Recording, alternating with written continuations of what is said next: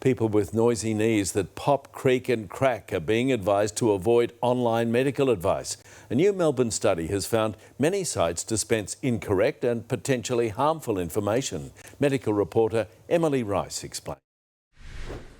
Lift technician, 60-year-old John Racciati, is up and down all day. You have to be fit, physically fit. He's among 70% of adults with noisy knees that pop or crackle during movement.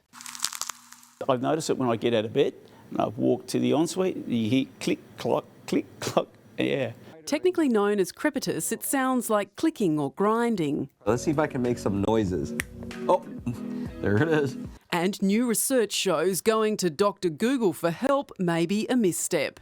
Not at all. It's not credible at all. The La Trobe Sport and Exercise Medicine Research Centre examined more than 100 websites and found 60% gave unsubstantiated advice around noisy knee causes and treatments, and 30% dispensed information that was outright wrong. Among the questionable remedies, intense stretching to the point of discomfort. Wedge it behind the knee as close as you can. And self-massage with cutlery and coconut oil. La Trobe experts say if your noisy knees are not painful, then don't worry. If there is no pain, people don't require any treatment.